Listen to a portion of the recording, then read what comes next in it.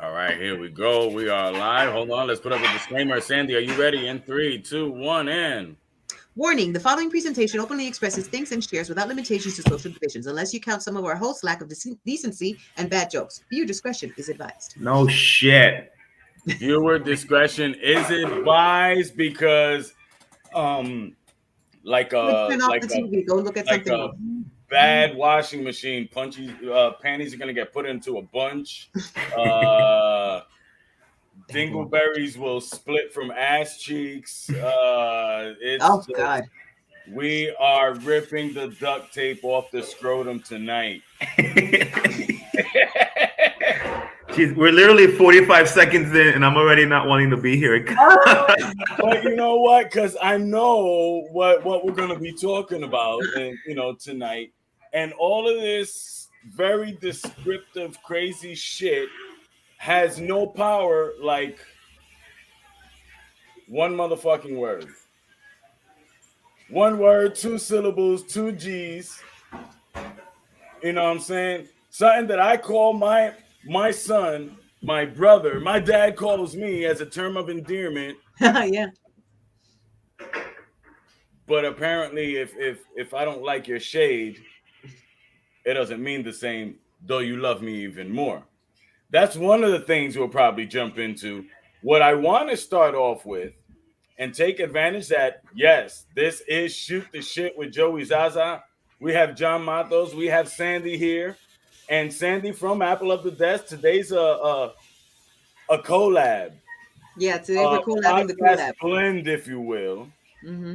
Because we have Apple on the desk and Shoot the Shit, shooting shit on the Apple all over the desk.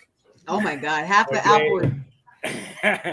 Now, we're going to keep it grimy today because there's a lot of shit that, you know what, we want to talk about freedom of speech. And that's going to come into the protests, which is what I'm going to ask you about, the whole thing that's happening with the teachers in Puerto Rico and all of that Especially in Puerto Rico right now. Puerto Rico's right. And we are, wow, I can't even believe I'm going to say it. We are blessed. Okay? We are blessed because we have freedom of speech. Look at what we're doing. Yeah. Look at what we're able to do. Yeah. You know what I mean? Yeah, okay. StreamYard, Facebook, YouTube, at any moment, we're like, oh, we don't like what the hell they're saying, take them off. But we're still willing to speak it. And this is what we're going to talk about. Papi, está frente a la luz. We're still willing to speak it. Yet at the same time, people are so touchy nowadays that we have to be careful how we speak our mind. Correct. I want to express myself the way I know how to express myself, but I have to be careful expressing myself when I express myself because somebody might get a wedgie. Yes. There is a lot of that happening. Yes, I kind of want to say the whole thing with Joe Rogan kind of inspired. Yeah, I would say the so topic too. For this, yeah. But this is nothing new. This is nothing we haven't said before. Mm-hmm.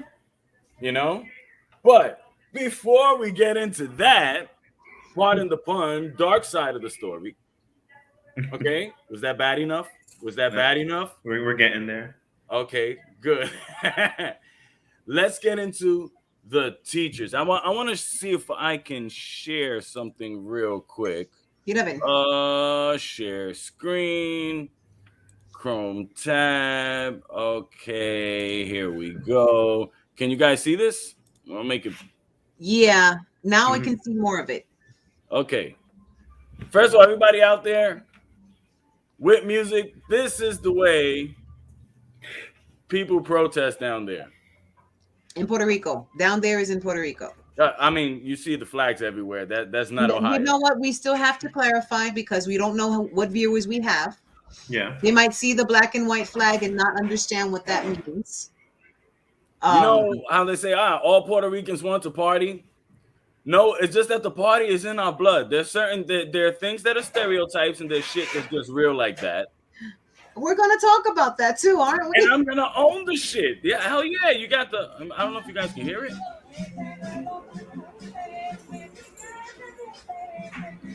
The singing is absolutely horrible. Somebody needs to give that lady a drink.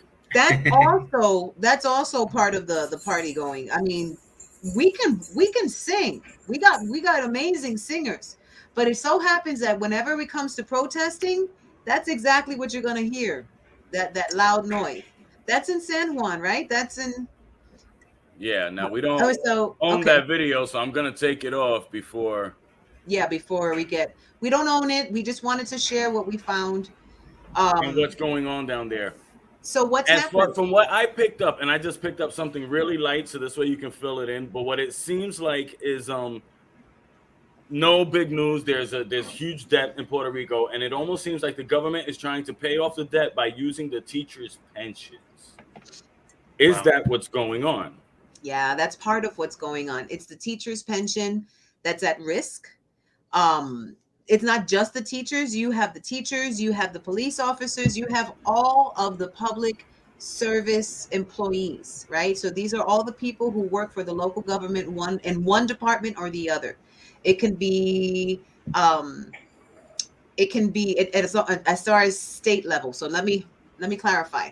In Puerto Rico, you have three different levels. You have state, you have the local, which is kind of like the its own township, and you have federal. So whatever comes in from federal funding comes in from the United States. You have state funding that basically disperses that federal funding to its individual towns, right, or cities. And then that city funding is what we call local funding, because it's just, and they're the ones that are in touch of it. It doesn't only derive by federal. So what's happening is that within the state, right, what we understand as state, please do not think that I'm saying that Puerto Rico is a state. That's a whole different issue. But as far as money is concerned and how it's divided into its departments, that's basically how it breaks down. So what's the problem? The problem is that within state funding, because everybody knows that Puerto Rico is broke, they're trying to clarify and fix whatever messes that they have by using the pension of these people who have already worked, have retired, or are about to retire, or the ones who still haven't retired that are still working, and they might not have anything to come to retirement to, but they're still being pulled. That amount, the percentage of their check is still being pulled for that. So yes, that's one of the issues that they're having, is that they don't have enough money to begin with to be able to survive. And that has been the truth for teachers for I don't know how long. And the problem is that If you want to be rich, you don't want to be a teacher. oh, absolutely not. That's one of the first things that our college professors taught us. They said, if you are interested in making money in the educational field, you need to reconsider your major and find something completely different. Go into business, go into anything else, but do not go into education if you're looking to make a lot of money. And unfortunately, especially in Puerto Rico, you'll see, and I say especially in Puerto Rico only because I've seen it there.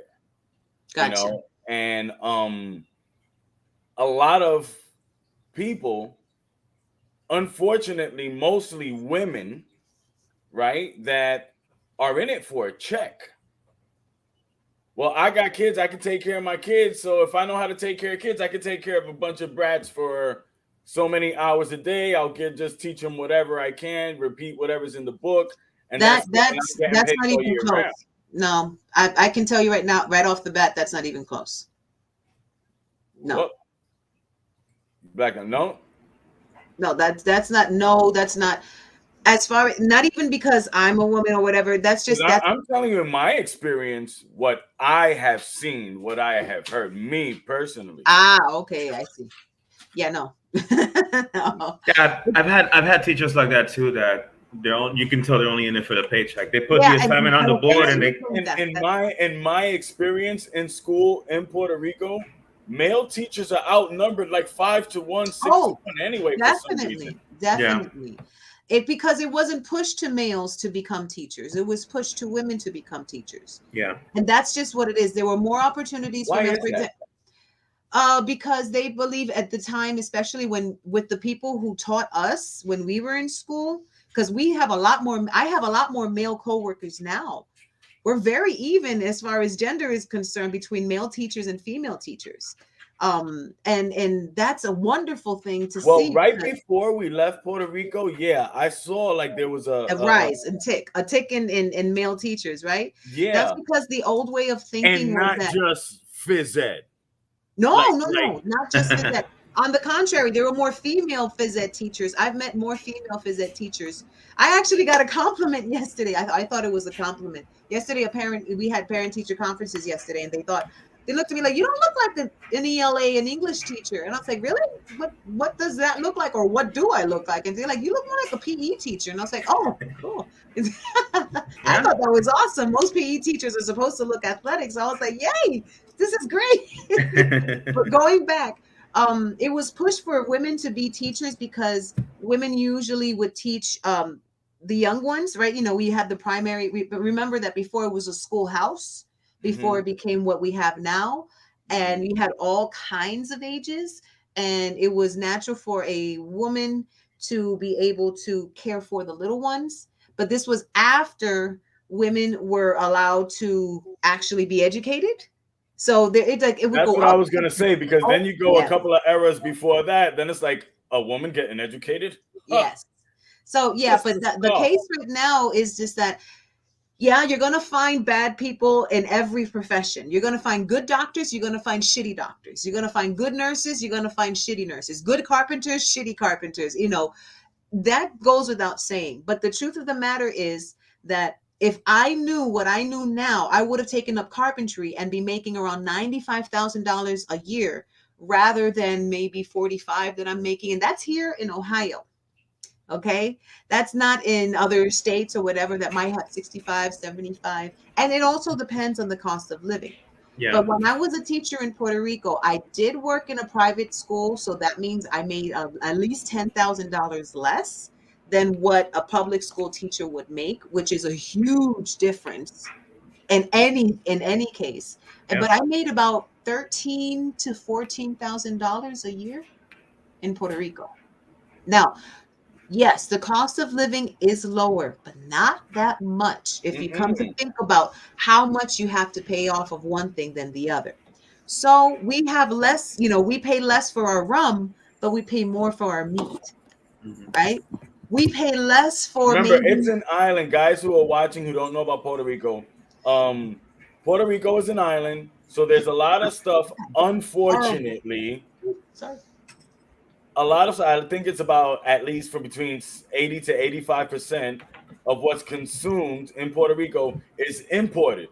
I think So it you would have to pay some type of an importation tax. right. Now, So if it's grown in Puerto Rico, the US makes you pay an importation tax. even though it's in Puerto Rico, yeah, Yeah.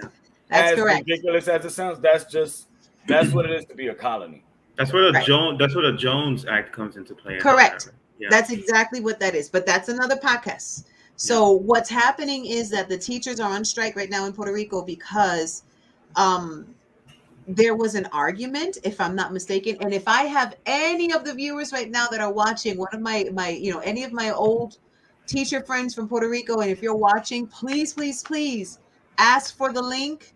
We will pop you on, and I'd love to hear from you. But what's happening is that they're saying, well, you can make do with what you have, and if anything, get a side gig. And we're like, we with what time are we allowed to do our jobs and then have to have a side gig? And there are a lot of teachers in the United States. As a teacher's spouse, if you're married to a teacher, Yep. you lost them for 10 months out of the year.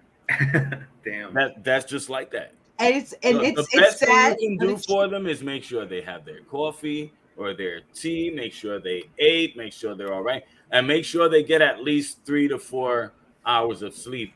If they are a true educator and they are going to prepare to mold these minds the next day, you lost them. Yeah, You lost them. yeah. There is We no just from 8 to 3 or 7 to no. no, no.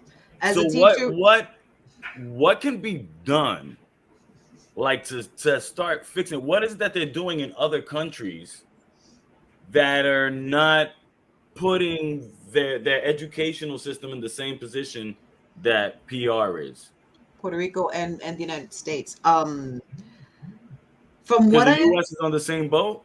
Oh, yes. Yeah. Absolutely. There's a mass exodus of people. See, the teachers in Puerto Okay, Rico so hold are on. Exodus sounds funny because if people are leaving Puerto Rico to go to the States, people in the States, I hope they're not going to Puerto Rico. No. Even though When that's I something say that the exodus, Bitcoin guys are getting to Puerto Rico, trying to buy up land like it's. no. That's not what I mean. When I say a mass exodus of teachers, I mean that there's a whole bunch of people who love what they do. They're burnt out, they're tired, and they're willing to quit their entire career for another job that they don't have to sacrifice as much time, energy, and definitely get a lot more money. Mm-hmm.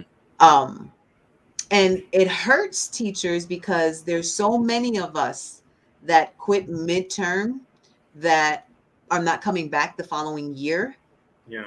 And this is what they love. I mean, they went into this hoping to be able to do and fix what they know needs to be fixed, at least try to do their part. At least that's what I do. And there's a lot of colleagues that I work with that have the same passion to do their part to make, better people, to help, to educate, to teach.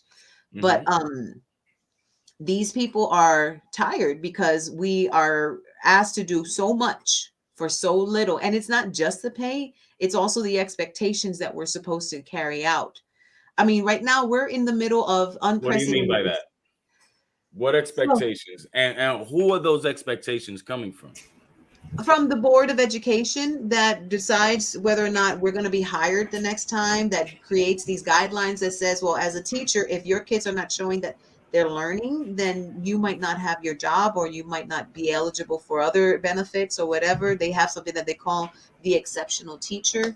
And it's to kind of like raise the bar, seeing how well these kids do. So what it does is that it just completely So if sucks you out. have a classroom of a bunch of just fuck it, degenerate kids Yeah, that don't pay attention to shit, right. it's still somehow or another the teacher's fault. It's always going to be the teacher's fault. That's Really? certainly what the parents be thinking. Oh, yes. That's the not what first my one. parents were thinking. They weren't like, "Oh yeah, Joey is their fault." They're Nah. like, "No, what Nah. Joey's about to get is his own fucking fault." Teachers, and that's another reason why teachers are leaving, because teachers have no voice anymore. Teachers are expected to do everything that the administrators, that's principal, superintendent, board of education, expects them to do to show results. You need data. That's what they call data, right? Standards have to be followed. The kids have to know how to do all of these things. These are the standards according to the grade. So they have to know how to do this. And we're going to give you a test at the end of the year to make sure that they know how to do this. Parents are expecting teachers to tell them every step of the way what their kids are doing and call them if their child is failing. Now, yeah, I can imagine a courtesy call would be important, but it wouldn't be necessary if the parent would monitor what their child is doing. I don't have to call you to let you know that your child is failing because, one, you are checking. There's a whole automated system now where parents can go, oh, look, let me see what my kids' grades are looking like. I was gonna say that's something that when we were in school they didn't have. They didn't Now have you that just because pick up your phone, you can check your kids' grades and their projects and this, that, and the other. Yep. How can you say, as a parent, how can you say, oh, I didn't know this was going on with my kids, but you're always on fucking Facebook and Twitter? Right. John. So look at the connection. Your kid is always on the phone instead of paying attention in class. You're always on the phone instead of paying attention to what your kid's supposed to be doing in class. Yet it's the teacher's fucking fault. Right. Kiss my ass. Nobody called me is what I get. I get that all the time. Nobody called me. Nobody called me. And though a situation like that, though sounds exaggerated, is not. No. For a fact that the parent is the fault, so your logical mind would be like, I'm sorry, man, but you're the fucking fault. Align yourself so you can align your child. You can't fucking say that. I can't do that. I can't say that. That's going to segue into the next part of today's segment. This is where I'm at, right? This is where my mind is at. You the word teacher doesn't quite sum up what you're supposed to do, what you are trained to do. Educator, which means even it's not just teaching and preaching shit to that child or that one student. If there's a parent figure, if there's just a support system, something that allows you to get to that student, that's where you have to go. Mm-hmm. You It know, takes a it takes a village, like you're I saying. can't stand football. I don't like it. It's number 2, right under fucking baseball. I don't like it. Fuck it. I literally rather watch curling. Literally. You know what I'm saying? Because Curling is funny to watch. Yeah, curling is weird, but I can't like but look if I away when they put it have on. me being an MMA coach, if I have an athlete that his brain works in football, his brain works in baseball, that's what I'm going to use to get to. You know what I'm saying? Yep. I've had Yep. situations where I've had I'm trying not to get anybody. I've had volunteers provided by schools where I am contracted to go and teach. Right. And the volunteer, though, is there to help me, actually gets in the way Sometimes, yeah. of the progress of that one athlete. I have to approach nicely, obviously, you know what I mean? Because I'm not trying to jar the situation, but in nice words, tell that person, thank you, but back the fuck up. One mountain, one tiger. I got this. I'll lend them to you later. Right now, he's on my motherfucking time. You know, so you have to go here to then get to here and then be able to teach that student, that athlete. Mm-hmm. If you can't tell the parent to back the fuck up, knowing that Or on that the is what opposite, the come student in. needs, Or come in. Or come in. And you have both extremes. I've experienced both extremes. I can't tell the parent anything.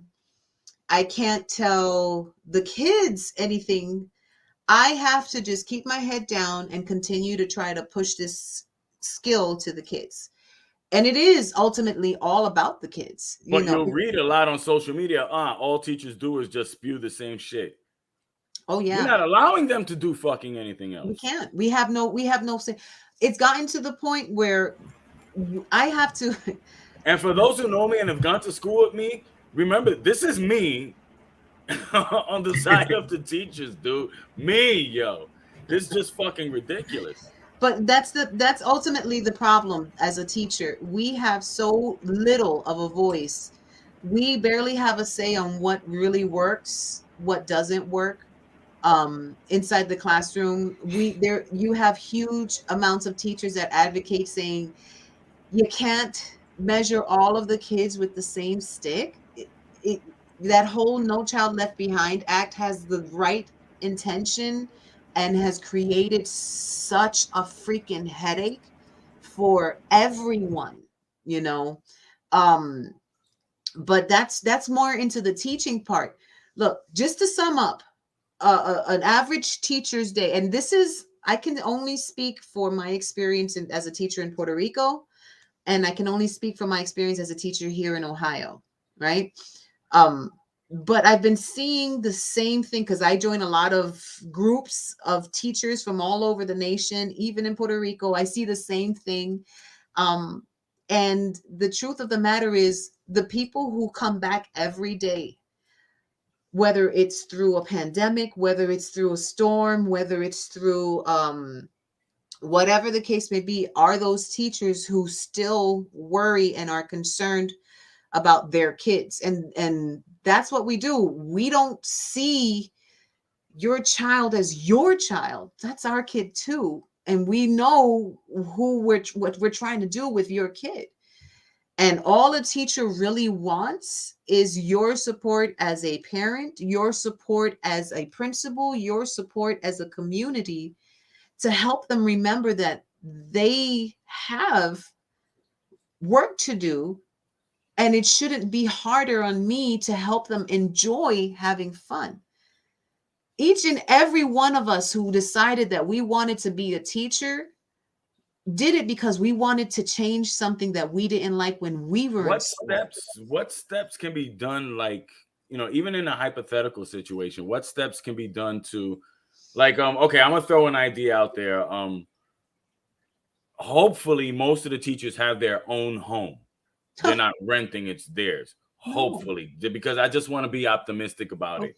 But me personally, you know what? If you have a school, you have the space, and if you don't have the space, make the space. How many teachers do you have? Give them room and board for, or at least room for as long as they're teaching there. Mm-hmm. You know what I'm saying? That's at least part of their check that can be saved for something else. You know what I'm saying? It's like it seems like the economic situation is not getting any better because of the money that comes in is not the same as your way of living. Mm-mm. Right? But what if we alleviate the way of living? That would be ideal. But it's a complete reconstruction. Okay, it's kind of hypocritical because we ate KFC. Right. You know what I'm saying? But if you're one of those families that all you do is eat out, we don't eat out every day. This is our splurge. KFC is our splurge, It's a good splurge. But we're constantly planting shit to eat. Yeah. Constantly. If we could eat everything right off the land, then we'd be happy campers. Let's start doing that in schools. Mm-hmm. That's something that when I first got to Puerto Rico, they used to give agriculture class. They're like, yeah, as soon as you get to 10th grade, you get to take the class. I got to 10th grade. Government eliminated it from all the schools. And that's another thing. It's a lot of government-derived funding. A lot of the issue that happens, and this is a common theme that happens, especially in Puerto Rico, but you'll see it happen here. Okay, we have this problem in the educational department. We need this to be fixed. Okay, let me hire a consultant who's a professional in this. And there goes $1.2 million of funding for this professional to come back and say, yep, there's a problem. When all you have to do is ask the people who are there each and every day with the kids to tell you, don't waste time with this. This isn't working. This isn't relevant. We need to go back to this. These kids need this skill. We're losing this opportunity, and you're seeing it in the workplace. Mm-hmm. So it's just the fact that it is misuse, misplacement, and misinformation. That is one of the issues. It is a very complex system. And then you also have the kids that, or I say the kids, right? The teachers that just like, yep, I guess I don't know how to shut it off. I have to be here because as long as there's somebody who needs me to be there, I'm going to be there for them. And I don't care what this principal say, that principal say, but, or this system says. And it's gotten so bad that they're taking anybody, whether they're a good teacher or not. Wow. I've heard about that, yeah. And that's because so many good teachers are leaving. The good ones are leaving. We're like, I had enough. I can't keep on doing this to myself. I can't keep on fighting with families. My biggest issue is I can't get families to come show up for their kids. What would be the ideal situation for a teacher? For an educator. I don't even like the word teacher. Honestly, I prefer educator. An educator's dream is to be able to show up to work every day, to enjoy and have fun with their students while being able to teach them. That's it. Every teacher, depending on their level, every teacher loves what they do. I live for language. I love it. And when I'm able to see, there's some things that my kids, they're like, this is too hard. And I'm exhausted, by the way. I'm freaking exhausted because I'm going through the roughest time right now to get these kids, to push them through, to get them to have the confidence that they know how to do this. Because a lot of the times it's just that they don't have confidence. And part of that lack of confidence is that they don't have anyone at home reminding them that they got to get it done, reminding them that they can do it.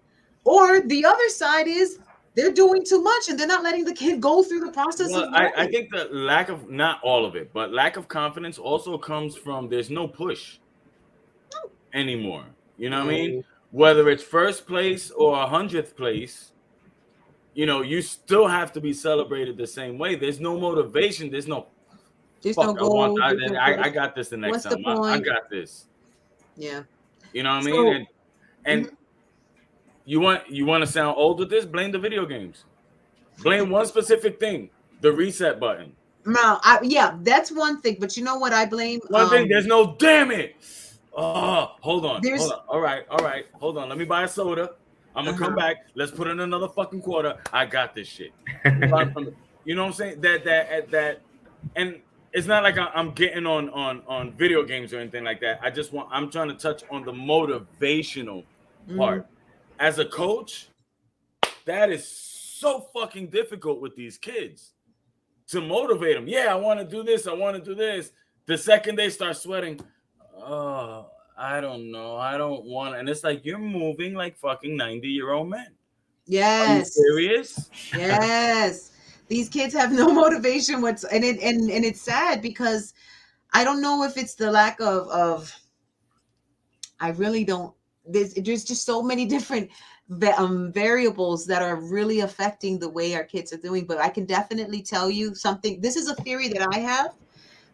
And there I'm just gonna kind of like let it go, and we'll do the other thing because we hit like around half of the show by now. It's all good. Don't worry But about it. one of the things that I realized is that because there's not as much push, somebody had the idea that homework isn't all that important.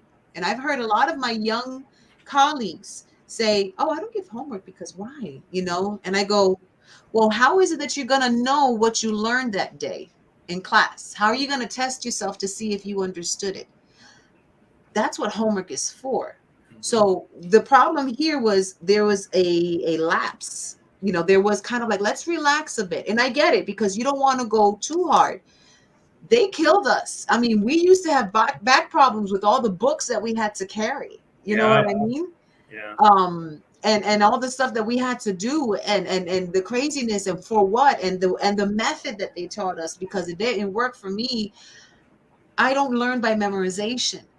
I never did. So I kind of struggled with that memorization thing. I had to literally write things down, read it, tell it to somebody, teach somebody, have them tell me, I had to do all these things in order to understand it and then do well. So there are certain things that do need to evolve. And there's so many different techniques that I'm excited about because they evolved from what it is that we're doing right now. But the problem is that there are other things that shouldn't have changed. And the expectation or the accountability, not the expectation, the accountability. Okay, that's where the No Child Left Behind Act killed us. If my student didn't pass, they get retained 1 year. Depending on the state, they get retained a year for whatever reason. However, reason that they didn't pass, 2 semesters. So therefore, it's a 50% of the chance that they got it. 50% is less than passing, so they passed. They failed it. Or others, maybe the average. Let's just look at the average. They didn't make it. They failed. Okay. But if they happen to have that same habit the following year, they have to be moved on. They can't be retained more than twice. They can't be retained twice. They can only be retained once So because even if they're not ready, they got to be pushed on. Can you Uh-huh. imagine? Joey? Can you imagine that mentality with martial arts, with MMA? No, Can you worse. imagine it? Listen to this. Can you imagine from here to another 10 years, your nurses, your doctors, Yeah. your builders, all of them might not be ready because they didn't get the basic skills that they should have gotten in primary school. Now, if you became a doctor, you had to pass college. so Yeah. as much as we don't want machines to run the world, we're gonna have no other choice. Either Ah, let the machines do it or trust your life to a dum dum. gotcha. Gotcha. You got it. So here's the thing. If What, I you am can't say not dum dum expected either? to do my work every day when I get home from school, going away from the environment that I'm expected to do my work, I don't even do my work in the environment. I just want to hang out and and socialize with my friends. When I get home, I still want to keep the party going. So there is no accountability for me. What's the point? They're going to pass me anyway. So Yeah. then that what's going to happen? I get into the workplace. If I don't feel like showing up to work, I won't. Nothing's going to happen to me because they're going to be so desperate looking for people. I can show up whenever the fuck I want. Which is something that's going John, on. am I Yes. wrong? No, you're right. And then you have people like, well, why should I work like this? Because, and it's true, you get overworked or whatever. The only people that can complain about being overworked are the ones that actually show up. Yeah. Okay. And So it may that's be just a coincidence, mhm, but those individuals who, when they were in school, they had to go and push through the excessive amount of homework, naturally have a better work ethic. That's true. absolutely. Yeah, that's true. Absolutely. Because even if they didn't know what to do, they tried their best. And guess what? The teacher the next day is going to be like, no, that didn't do that right. So that means that you got to do this again. Now you got it. Okay. They went through the learning experience. They learned how to correct it. Now they know how to do it better. That's what an educator would do. Yeah. Okay. Like I said, you have good educators and you have sucky educators. So going back to what's going on Mhm. with all of these barriers, just to teach, just to give the class and enjoy it, make it a career. Teachers are being underpaid, and that's because I'm trying to get to like the bottom line of what's going on, because saying the teachers are on strike or the truckers are on strike or La UP is on strike is like, yeah, it's about that time, and it usually happens around this time. It's a seasonal thing. Mhm. What is it that's going wrong that continues to come back every single fucking year to make people take to the streets like that? But yet at the same time, I'm going to repeat, we are blessed to be able to go out and do that. Yeah. Correct. We are blessed to be able to go out and And it's express not that. like, oh, well, we live in a place where it's a democracy, so we can go out and no, no, no, no, no. It's not about that. It's about the unity. This is what's going on. And we're blessed to be able to look at the neighbor, right, in Puerto Rico and be like, maybe even, I don't like you, you don't like me, but we don't like this shit. Let's go. Let's go. Mm-hmm. Boom. And jump on it. Get on the mic and sing it, scream it, say it in a poem. However, you know what I mean? We express it as Caribbean people in such an artistic way, no matter how pissed off it is, no matter what it is, we express it and we don't give a fuck because this is why we have a mouth. No colonizer gave us freedom of speech. We took it. Our speech, our ability to speak gave us the freedom of speech. Mm-hmm. Mm-hmm. We learned that when we gather as one, when not the masses doing all, following everybody. No, no, no, no, no. We know that this is wrong and we're going to make it very clear. And not only are we going to make it very clear, we have a plan. And if you don't see to what it is that we do together, we are a lot more powerful. And that's part of what an educator is supposed to show their students. We got to work together in order to get this through. I got you, but we got to work through it. Yeah.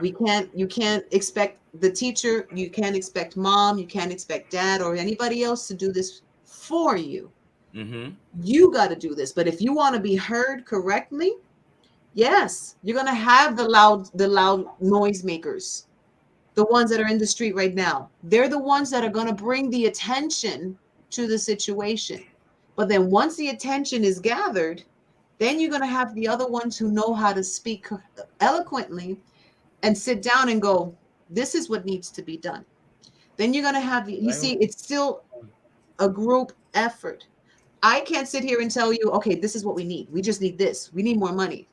Well, we need a lot more than just more money. We need something that actually works for our Like students. I said, I'm trying to become a lot more optimistic, Mm-hmm. which is why I was kind of hoping there was maybe, with one or two factors, this will be taken care of. No, This is something that's been going on for a long time. too long. I hope it's done yesterday, Yeah. you know, For the and sake people who, of the future, I hope it's done very soon, because what's going to end up happening is that parents are going to actually have to understand what homeschooling really is. And not only that, their children are going to have to understand um, what social interaction really is. Yeah. We're going to have to understand that you can't expect people to just listen to you and respect you because you spoke your piece. There's a difference between listening to you and agreeing with you and working with you. You see, I'm not going to change for you. I'll work with you, but I'm not going to work for you. mm-hmm, Y'all mm-hmm, follow me on that? And I mm-hmm. think that that's something that's really important to understand, that what's happening right now. There's a lot of I am this, I am that, I am the other. You listen to me, this is who I am. And I'm like, yes, that's wonderful that you have identified who you are. But who are we? Because it's not just about you. And and I say we as a society, Yeah, we've I've heard created this many whole people be like, "Oh, in a debate, but you got to respect me. You got to respect me." You know what? If that person that you're talking to, especially if you're yelling at that person, and they actually stopped what they're doing and gave you their full attention, that is respect. correct. At the minimum, yeah. I'm Because a listening. true smart person who's caught in a debate that they really don't want to be, you know what they say? Nothing. They turn around and they fucking leave. Hmm. You know what I'm saying? Time is a resource that can never be given back. So if a person actually gives you the time, he gave you respect. If you want to respect somebody, hear them out. Better yet, listen to them. Hearing them is one thing. I hear reggaeton go by in a car. I pay no fucking attention to it. I can't fucking stand it. Right. You know what I mean? I listen to good ideas. How am I going to know if an idea is good or not unless I give it the respect and that it deserves, thus giving it attention? Hmm. You know, and that's something that it's not taken into account because if you don't agree with me, then you must not respect me. Hmm. No, jackass. You know what I mean? Just like everybody has their own fingerprint, everybody has their own fucking DNA. We have our own fucking opinion. Opinions, likes, and dislikes. And If you want perspectives. respect, And we gotta give perspectives. respect. We got to see things from different points of view and be open to it. Just because I can sit down here and be convinced about, I don't like football. Right now, Cincinnati's going apeshit because the Bengals are going to the Super Bowl or something like that. I don't like football. I don't follow football. I don't care. And you can, our son every day comes home from work. Who they? Right? Because that's all he hears. Yeah, that's all he hears. Like, fuck it, I'm going to say who they, who they. I was like, I don't even know what that means. And they're In like, yeah, this I house, know what it's a that joke. means. And I was like, I don't know. And tomorrow is Bengals Day in the school because they're getting ready so that you can come in their, in their team spirit, Bengals colors and whatever. And you have the ones that don't follow, that they're Steelers fans or Cowboys fans or whatever. And I'm like, and the only reason why I know these teams is because I see it when they're talking about it. It's obvious there. And I'm like, okay, you follow these people. That's cool. I have to respect their passion behind it. That is something that I respect. I was like, I love that you are passionate behind what it is. I love passion, and I give respect to passion, because if you love something, you give it your all. Don't half-ass anything. Give it your all. If that's But what it passion doesn't is. mean you have to fall into the group. It's low self-esteem. Low self-esteem has a lot to do with it. Yeah. Everybody around me is saying is watching football, so I'm gonna have to watch football too. when I started working here in Cincinnati, they were like, listen, if you want to make a connection with your customers, you have to learn football. My answer was, I guess I'm not going to be making a connection with my customers. Because I'm here to serve you meat, not bullshit you about football. But that's another thing. Football You isn't can going to connect to scrub the people in motherfucking different floors. ways. Grab your chicken wings, get the fuck out. Right. Well, anyways, if they connecting to people in different ways is interesting, but perspective, I think, is really important.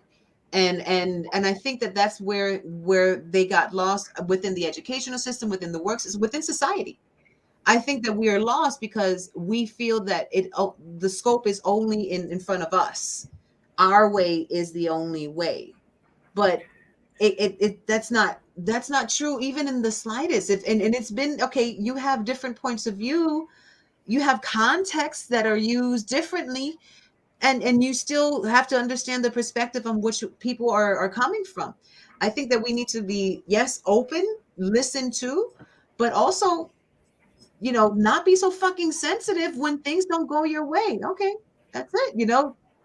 Agree to disagree and move on. Like I said, I'll work with you, but I'm not going to work for you. And I'm not going to change for you. I am who I am. I'm not going to change who I am for you, but it doesn't mean that I don't have the right to make you be different just because it's not the same as me.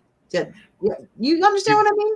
You with the things you guys are saying, you kind of give me like a double epiphany here. What's up? There was a big like the big self-esteem movement, like, oh, you got third place, well, you still get the participation trophy, don't worry about it. Yay! Yeah, George Carlin like fucking hated that and actually made it part of his set, like complaining about it. Yeah. But George Carlin was a genius, by the way. He was a genius, RIP. But so keeping that in mind, and also keeping in mind the other thing, this is a cause for like so many problems we have nowadays, but keeping specifically to this context, the fact that people are not taught or encouraged to participate in critical thinking. So like, I'm giving this piece of information. Let me break it down. Let me check my sources. Let me look at it. Boom, boom, boom. People can't do that. That's a skill as rare as like nunchucks. You know what I'm saying? Because people don't want to do it. People don't want to do it, and they're not encouraged. And as kids, they're not taught it. So I don't know, I Google, and they grab the first thing that pops up. Yes. Right. Yeah. And they don't apply it, and that's. Yeah. I mean, this isn't evident. As an ELA teacher, this is what I do. I teach my kids to do. I'm in the project, and the project was more for me than it was for my students. Yeah.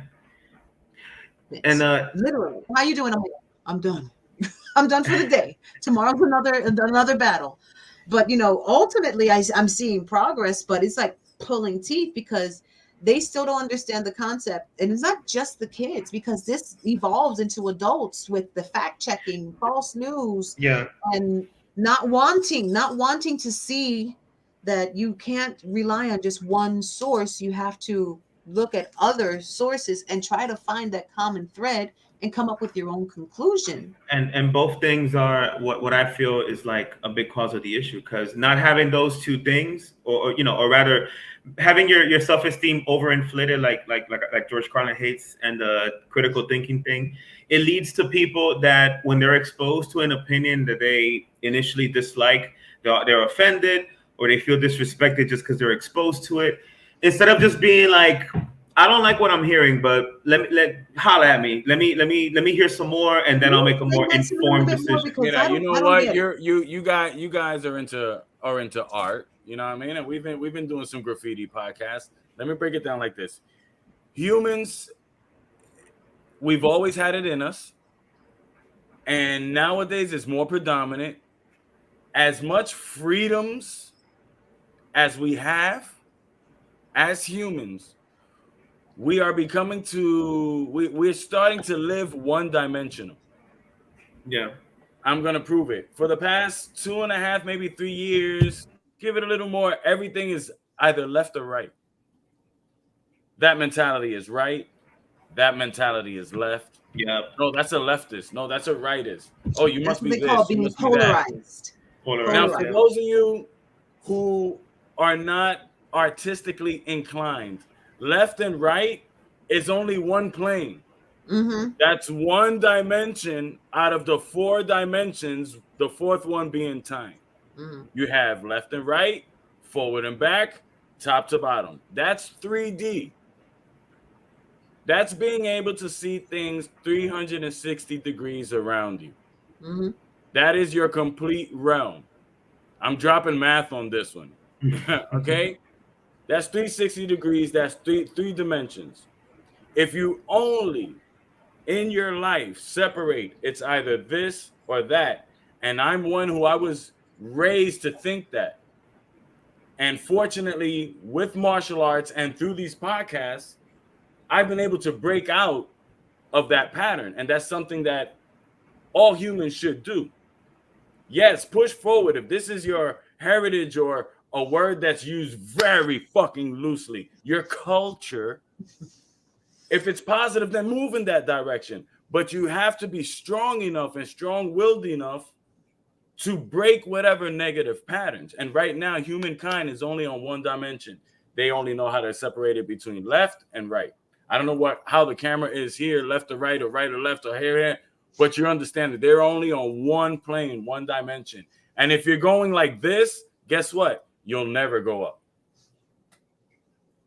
I wish this mic wasn't expensive. I'd drop this motherfucker right.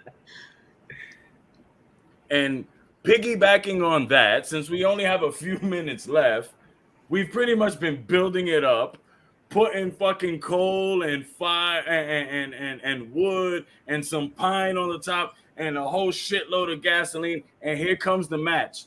The stuff that's going on with Joe Rogan. Okay, so for those who don't know, I don't see it's opening any doors. I see like people finally realize that door is open. You know what I mean?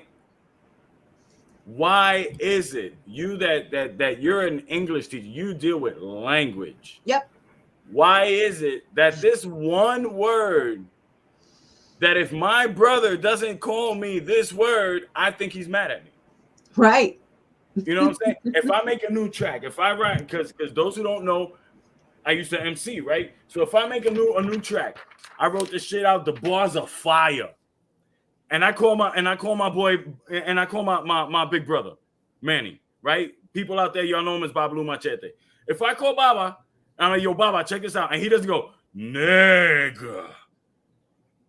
I'm going to be like, damn, I got to rewrite my shit. Mm-hmm. You know what I'm saying? But the way things are nowadays, even if the person is my friend, I grew up with this person, but he happens to be a different color than me, he says the same thing. I'm supposed to be mad. Mm-hmm. And I say supposed to because society and media, though I pay attention to none of the two, I give a flying fuck what somebody else has to say. But I see that they almost push you that way. No, you have to get mad, or you have to do this, or you have to say, no, fuck censorship, or you have to say, no, censorship all the way. Why are you continuously pushing people either left or right in only one dimension? Why can't you see the stuff in the context of what it is? In Because Spanish, context Puerto clues are Rico one of is the negro. hardest things You to know teach what? My dad calls me negro. My dad's like negrito. That's the only time I know for. If he calls me by my name, Jose, you know what? I'm in for an ass whipping. I'm 46 years old, and I'll still be in for an ass whipping if he calls me Jose. You know what I'm saying? Especially if my grandmother calls me that. Oh, shit. I've ever heard your father call you Jose. I don't think, and we've known each other for how long? 30 years at least. No. He had to be like his top boiling the fuck Yeah, off. I've known you he for named me, 30 right? years, 31 years. Negro. Mm-hmm. You know what I mean? My first kung fu teacher, still to this day, negro, what's up, negro lo? You know what I mean? I'm cool with it. You know when somebody's saying it bad, you know when somebody's saying it good. Look at the context. If the context, and I'm not saying, look for a justification of the context. You know what I'm saying? But look at both sides of the coin before you call it a fucking quarter. It could be just a timeout token, and timeouts don't exist anymore. That's worth fuck out. Or because it doesn't exist, it might be worth a lot. So here's the deal. My exposure to this word, right? The we're gonna call it the N word for the sake of everyone's, and that's another thing. And Euphemism. just so everyone know, I've been called both ways. Yeah. So have I. Good So have way I. and derogatory way. You know what I Yeah. mean? You I've know. been called both things both ways. Okay. I've been called the salt and the pepper. I've been called both. All right. It's ridiculous. And that's the thing. When it comes to bigotry, and I'm going to use bigotry because racism is just one form of bigotry, right? But I'm going to use bigotry. When it comes to bigotry, bigotry begets is coming from ignorance. Ignorance means that you just don't know. And as a human, we fear what we don't know. Okay. And then fear comes into anger. And if Joel is around, he could definitely help, put that in there, He'll or say whatever the depends. case may be. Right. So we have Jose, it depends. And, Joanne, depends. We could be a sponsor if you want to help out with that because it depends. But anyways, what I remember, my experience, I think I was in third grade. And I was in PS 57 James Weldon Johnson's elementary school, right? This is in New York City. And of course, right, James Weldon Johnson's elementary school. And my English, my music teacher's name was Mrs. Bell. Now, Mrs. Bell looked like she looked like she just got off the plane from Jamaica, right? She had locks, like I think down to the back of her knees. She would always have some wrap. Sometimes they would have a wrap. She would always come in with the shawl.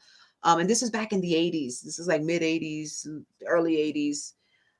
But that's also the time when hip hop was coming up a lot stronger, and the M bomb was used constantly within the hip hop culture. She had a problem with us calling each other nigga this, nigga that, nigga the other.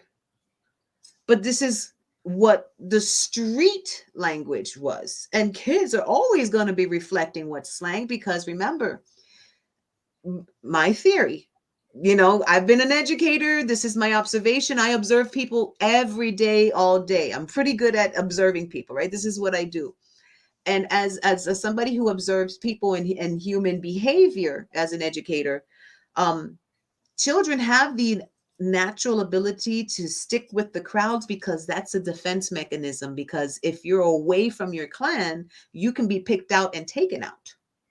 Okay. Mm-hmm. So young kids, teenagers are still really, really obsessed with fitting in to the crowd. Now, back then it was being physically with the crowd, right?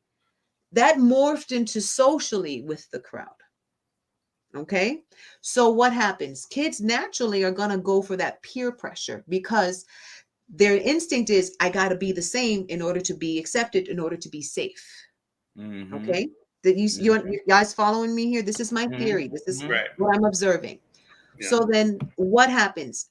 I would remind, so kids would go and this and that. My music teacher, Mrs. Bell, would say, what are you doing? What are you saying? You know what this word means. And so you have the definition, the dictionary definition of what the word is. But as an English teacher, I can tell you that language will evolve with the use of it. And the only people who change the use of language are the people that create the language themselves. So that's how languages are born and that's how languages die. It's the So it's use like of it. like the South Park episode. Fag used to mean a bushel of sticks to light a fire. Then Correct. a faggot was the person who would go to get that wood from. Then it meant a derogatory term towards homosexuals. Because Then of the two it's sticks. middle-aged guys on Harley Davidsons. Right.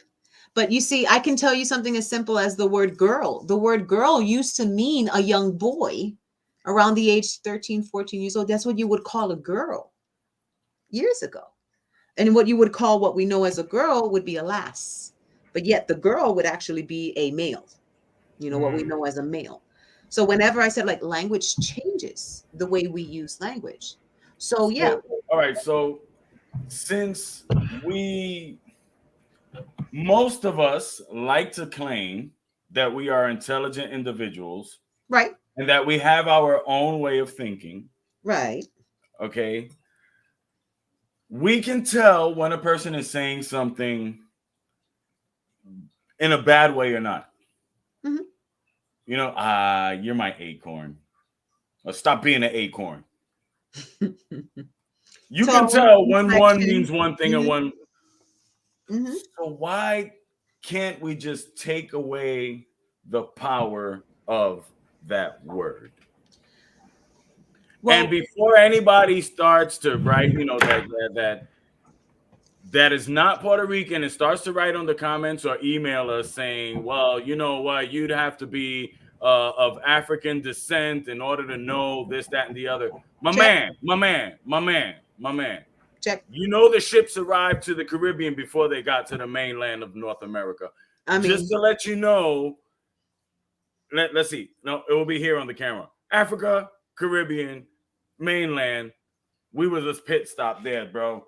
They mhm. got here too. We they got the they hit same they wind. hit John's homeland first Mm-hmm.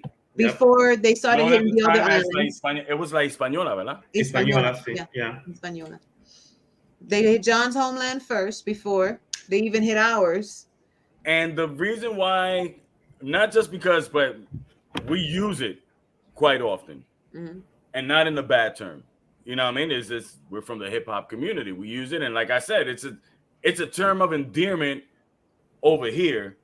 You know what I mean? In my circle, and in a way, it's kind of funny because it's a dark circle. Is You it? know what I'm saying? So you know, and but I know when somebody's saying it bad and when they aren't. Mhm. You know, and if they aren't, no matter what they color, I don't care if they're purple with stripes, I'm not going to take offense to it. Should we, not should we, can we take away the power of that word? I feel Um, it. Yeah, I feel like that's the point. That's how it, because it started like, to be used in a derogative manner for the slaves and whatever, and then the hip hop community and black people in general made it like their word, and we're taking power away from it, like you're saying. I feel like we're in the middle of doing that. We're in the growing pains phase of that, which is I agree. why, yeah, which is why all this shit is happening to begin with. Because you have people trying to claim it for theirs. The hip hop community did better on taking away some power, but then made it so exclusive to only X amount of people. Mm-hmm. Okay. Exactly. And you have to be careful with that, because then you're just as bad as classifying one person from the other because they don't look like the majority of those There's a that come terminology through. I heard and I liked. It's called idea segregation. Yes. Mhm. Yes. So you can't expect inclusion if you yourself are going to segregate. Mm-hmm. What's good for the goose is good for the gander. That's what I say. And I do that with gender issues too. I mean, remember, I teach middle school, so when I see the girls throwing hits and beating up on the boys, I said, let me case in point. Today I saw in the hallway one boy kind of like scream, and I turned to the side. It wasn't my kids, but they were in a different group with a different, and it was because a girl grabbed the boy's butt. Now here's the deal. My students giggled because of the way he screamed. I get it. That's not why they weren't giggling at the action, but they giggled because of the way he screamed. And I said, I don't want to hear anybody laughing right now. Because if that were a boy grabbing the girl's butt, would you giggle the same way? And then the boys stopped and they went, oh. Yeah. See, the boys themselves giggled. And the girls were like, what? What do you mean? And I was like, no. If that were a boy grabbing the girl's butt and she screamed the same way, would you giggle?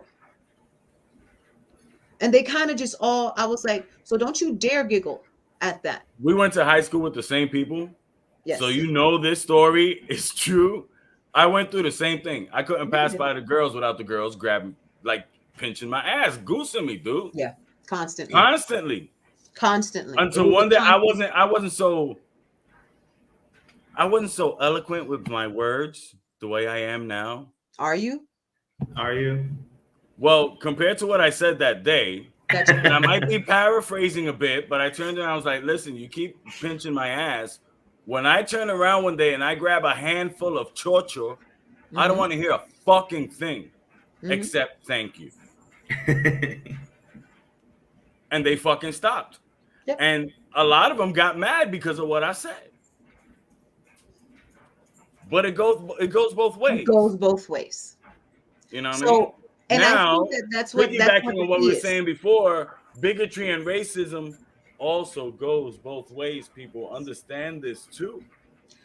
So again, I think that the way to solve, or at least to start moving towards this issue, is to start eliminating the double standards. We got to stop eliminating the double standards. And how do we do that? By the people who are usually the ones that are considered the victims to advocate for those who are not allowed to use this word.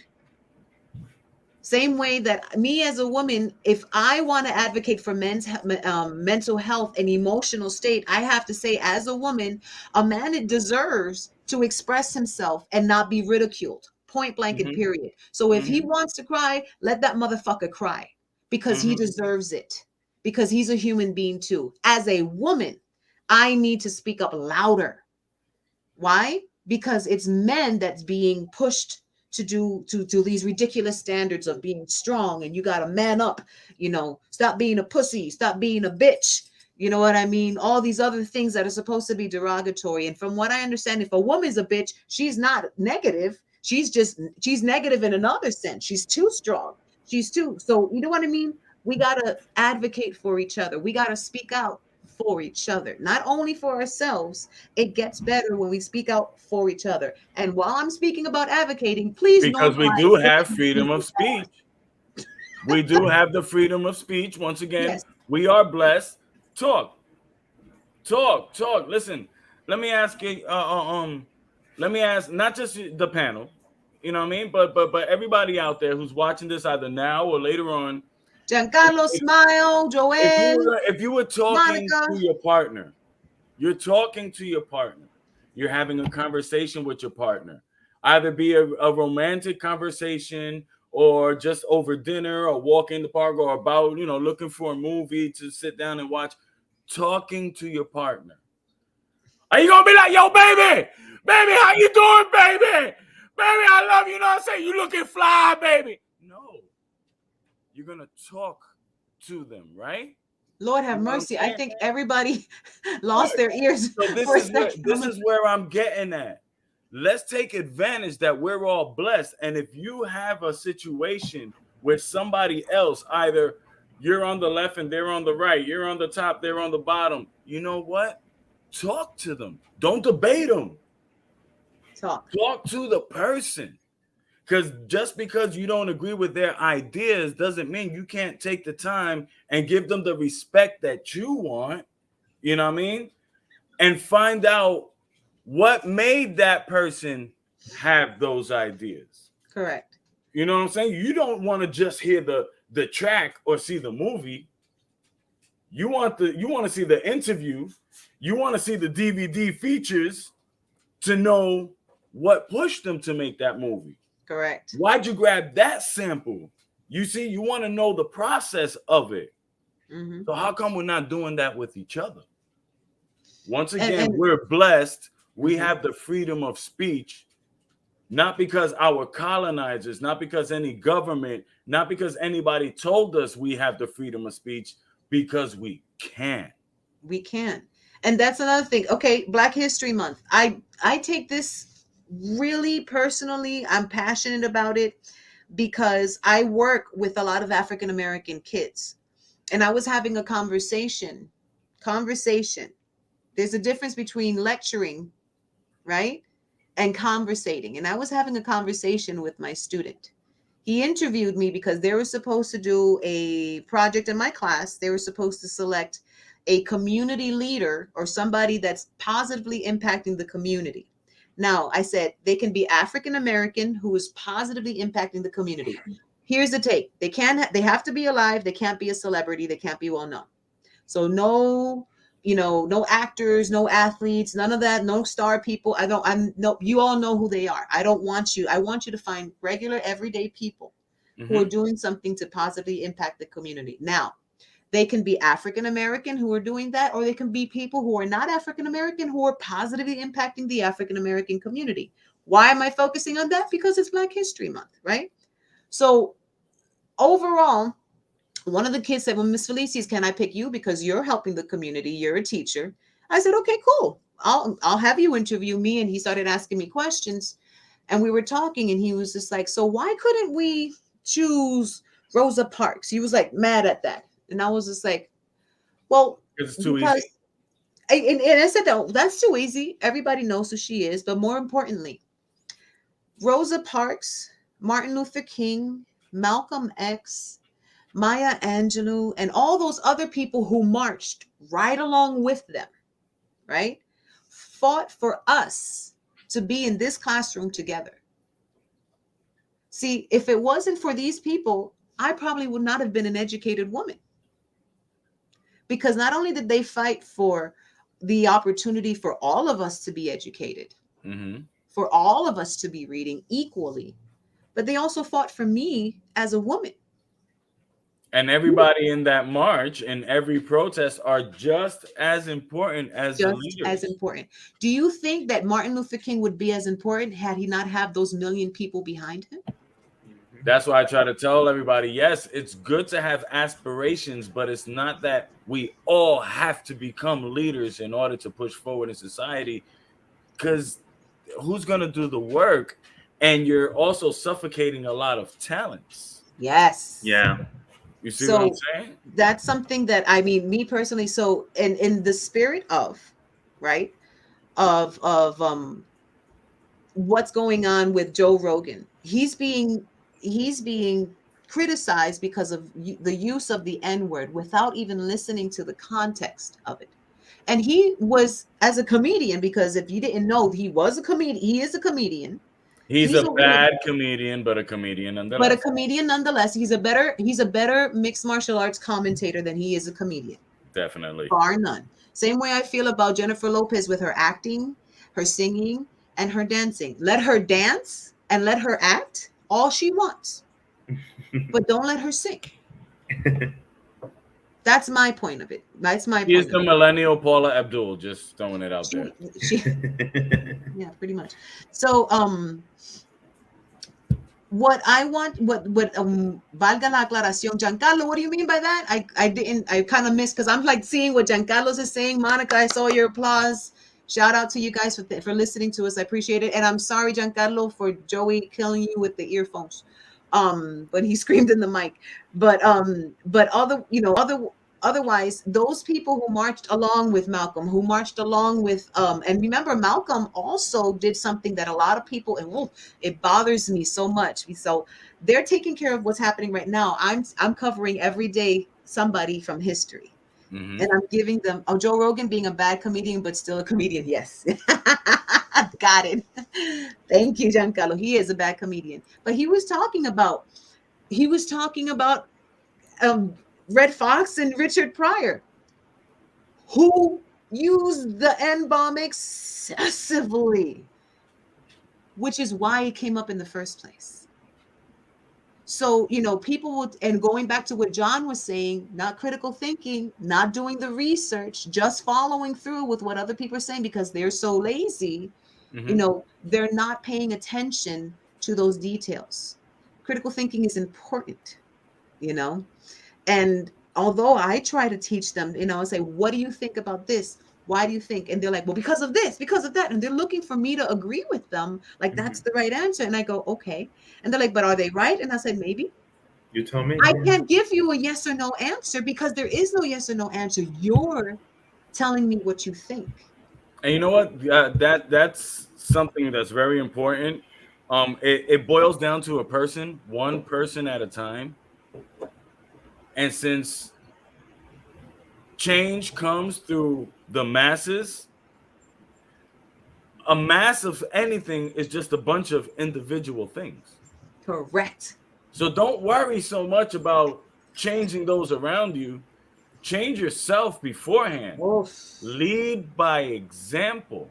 Yes. You know, my kung fu teacher can explain something to me until he's blue in the face. It doesn't make him a fucking smurf. I have to see him do it, then do it on me to be like, oh, okay. You see what I'm saying? The Mm. change, the experience has to start with you before it goes on to the next. And that's something that's being quite lost. We're coming towards the end of our time.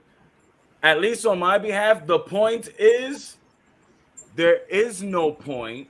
It's all up to you. Open your mouth, say something, but do something. Because when we all get together as humans and actually get shit done, it's a beautiful fucking thing. Yeah. Powerful. It's a beautiful fucking thing. John, what do you have to say, or any? What's your take on it? Because I want to hear everyone's voice. I feel Yeah. like we kind of covered most of the podcast today, and John is just there like hanging out. Nah, just we're both sides of it make good points, but we're in the middle of the growing pains, like I mentioned before, when it comes to Yeah. words change. Like what this word meant 100 years ago means something different now, assuming we still even use it. So like it's 30 years ago. you know what I'm saying? Yeah, like shit. And I could think of examples off the top of my dome, but yeah. So basically, we're in the middle of growing pains. Who knows what the next 10, 20 years will hold, but Mhm. that's just where we're at now, and we just gotta keep pushing through and see what happens ultimately. Yeah, and me personally, I think that that's I'm hoping, right? Because sometimes, I'm hoping to be the to lead by example, like Joey was saying. But ultimately, I'd like to see a lot more change in there's a lot of I see that there's a lot of self-love, and that's important. I think that growth in is oh wow. I think that growth in self-love is really important because we do have to develop our own self-esteem Yeah, in order to not be so sensitive. yeah. So I think that there's something positive with the self-love thing, with mental health awareness that we're getting right now, Hmm. with advocating for not only women to be, it's okay for women to be strong and have standards and not have to feel that they have to follow these conventions that were created for them, but it's also important to understand that men have those has ridiculous standards set against them as well, Yeah, and that they need to they need to understand, brother, it's okay, hermano, for you to cry. It's okay for you not to feel strong. It's okay for you to be vulnerable, and you should know who your support system is, and know that you have a sister here to talk to if ever you need. no And that doubt. goes for But I anybody. think part of the problem is since we keep extending this, we've been trying to wrap it up for the past Well, 17 I'm minutes. We keep sorry, extending. but it's just I Um, feel like Part of it the needs to be problem is said. not just it's okay to be this, it's okay to be vulnerable. It should also be okay, depending on the situation, to say stop being a bitch, Yeah, stop Yeah. being a punk ass. yeah, pretty There have much. been times both of you, I've trained both of you. And there have been times that I've had to look at both of you and be like, yo, stop being a punk ass, stop being a bitch. And we're both like, yeah, okay. Yeah, And only until then do you push forward because of the context of the way it's being said. yeah, Right. Yeah, you can say, dude, you're being harsh on them. That's being derogatory. Did you just see them lift their own fucking body weight? Shut the fuck up. Yeah. Did you not see them just fucking do a double hook to back to fucking front kick combo in less than a minute and a second and a half? Shut the fuck up. You yeah. know what I'm saying? Yo, Sandy's favorite compliment to me. I don't know if it's exclusive to me, but Sandy's favorite compliment when I do something good is "coño maricón," like, which is like our go-to insult for somebody, like "coño maricón." But you know what I'm saying? Like, Mhm. so yeah, it's And like you're and saying. I do it unconsciously. I don't even like, coño maricón, va bien, Yeah, right. And it's like, and maricón means fag. You know what I mean? And for Yeah, those who don't know what maricón means, that's what it means. And I'm not using it in any derogatory form. I'm like, yo, maricón, va bien, and it comes naturally. he's not offended. Yeah, I know what it means when if I use it is to like insult somebody or just do banter or whatever. And so I know what it I've means. seen friends of mine that I haven't seen in years, and when we go, Marico! Yeah, exactly. Right. You It's all know the context. context. You know what I mean? You be that guy, no some maricon. Yeah. You know, it can be no So- some maricon, or it can be no some maricon. Yeah. Este es el sazón boricua, dice Giancarlo, ¿verdad? So yeah, overall, language, I think that we're in the, I agree with John, growing pains. This is what's happening in growing pains. There's going to be things that we don't feel comfortable about. There's going to be things that we're going to stumble on, because that's what happens when you're growing. You're going to trip, you're going to fall. But we need to make sure that we get back up again. We need to make sure that we understand that it's going to evolve. Language will evolve. There'll probably be 10,000 other things that we're going to be bitching and griping about. But you know what? In the process, I do think that we're in a transition. Something is happening. And we've been saying this for years. Something is happening. People are, and I don't want to say there's an awakening, but there's an awakening. And I'm afraid of using, because I hate the word woke. right. There's an awakening. I don't want to say woke because of the context that it's being used in. But I do think that there's an awakening in consciousness. I think that we're kind of like shaking the buzz off of the blinders that have been put on us because of all this technology that we have, doing this thing all day, every day. This is helping, because look at us right here in this panel. Yeah. So we're taking advantage of that same medium and saying, hey, we got some work to do. You want to come join us, and hopefully I can help and not open up a new segue, but help, wrap at it the up. same time, this is making things worse, because you can block the bills when they come in. You can block the boss if you don't want to talk to him. You can block, I don't know, your ex-girlfriend or boyfriend. You can block some dude that you don't agree with, TV shows you don't like. You can block all this shit, but you're going to get touchy si dicen maricón. Mm-hmm. So, like I said, not specifically stumble, that word, but you understand where we're going. stumble and fall. You're gonna become. What was it that how was it that Big Bro calls them thumb thugs? Yeah, the thumb thug. You become a thumb thug. What the fuck is that? Right. I like that one better than keyboard warrior. Yeah, thumb thugs. Thumb thugs. I like the alliteration is better. Yeah. Thank you, the change you want to see in we the do. future. We have to be the change that we want to see, and that can only happen if we change ourselves. That's right. I want everybody to be bald. So, after an hour and a half of some very deep and intelligent conversation, we are working on Hip Hop Jeopardy. We're going to be bringing that to you guys. There has to be a balance, okay? There got to be a balance. and in our defense, it's not going to be that easy. No, it's not. So hopefully we bring that to you guys soon. And next week, we have the next episode of the Black Book Tactics. So get your paper, get your black book, get your markers, get your, I don't know. Hey kids, steal your mom's makeup. She's ugly anyway. Just use the makeup to draw. Don't worry about it. It's all right. Graffiti over everything. This is the enabler, Joey Zaza. That's John Matos. That's Andy. This was Apple on the Desk / Shoot the Shit with Joey Zaza. I wish I could cue the applause right there. You guys can applaud in your home. I see you all later. Next week, I see you all. Peace. Bye.